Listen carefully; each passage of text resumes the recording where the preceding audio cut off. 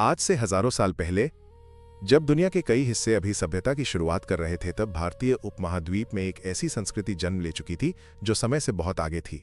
ये कहानी थी नियोजन, अनुशासन और वैज्ञानिक सोच की। साफ सुथरे नगर, व्यवस्थित जीवन और सामूहिक चेतना से बना समाज। इतिहास की परतों में छिपी इस अद्भुत उपलब्धि को आज हम जानते हैं हड़प्पा सभ्यता के नाम से।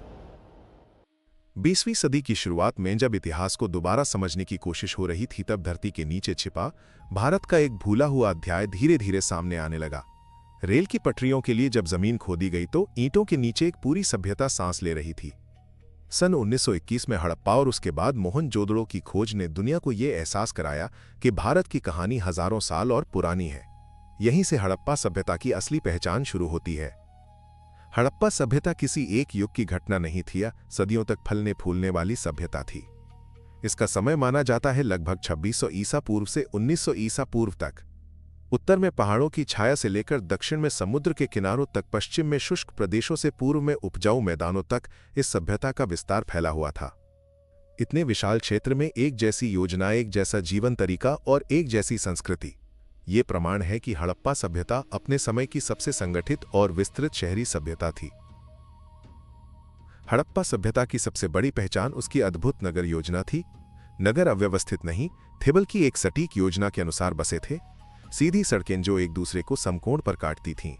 नगर दो हिस्सों में विभाजित थे, एक ऊंचा भाग और एक निचला भाग। पक्की ईंटों से बने घर, हर घर में स्नानघर और घरों से निकलने वाला पानी सीधे ढकी हुई नालियों में जाता था। स्वच्छता कोई नियम नहीं, बल्कि जीवन का हिस्सा थी।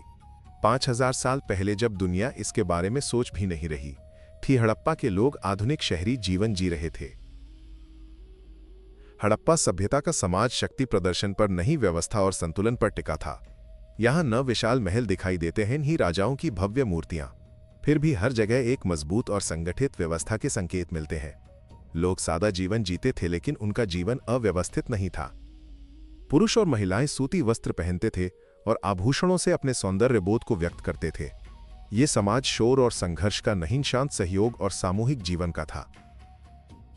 हड़प्पा सभ्यता की नींव मजबूत अर्थव्यवस्था पर टिकी थी। खेती उनका मुख्य आधार थी। उपजाऊ जमीन, नदियों का जल और सुनियोजित कृषि व्यवस्था। गेहूं और जौ की खेती पशुपालन के साथ उनके जीवन को संतुलित बनाती थी। लेकिन हड़प्पा केवल किसान नहीं थे, वे कुशल व्यापारी भी थे। सटीक बाट तौल मोहरों का उपयोग और सुव्यवस्थित व्यापारिक व्यवस्था उनकी आर्थिक समझ को दर्शाती है। स्थानीय बाजारों से लेकर दूर दराज के देशों तक हड़प्पा का व्यापार अपनी पहचान छोड़ चुका था। हड़प्पा सभ्यता का धर्म दिखावे और आडंबर से दूर था। उनका विश्वास प्रकृति के साथ संतुलन में जीने पर आधारित था। मातृ देवी की मूर्तियां उर्वरता और जीवन की प्रतीक थीं। वृक्ष, पशु और धरती पूजनीय माने जाते थे। एक विशेष मुद्रा में बैठा योगी ध्यान और आत्मसंयम का संकेत देता है, जो आगे चलकर भारतीय आध्यात्मिक परंपरा की मजबूत नींव बनता दिखाई देता है। यह धर्म डर से नहीं, सम्मान और संतुलन से जन्मा था। हड़प्पा सभ्यता की कला आज भी इतिहास से संवाद करती है। कांसे की बनी नृत्य करती बालिका आत्मविश्वास और सौंदर्य की प्रतीक है। शांत मुख वाला पुरुष संतुलन और गंभीरता को दर्शाता है।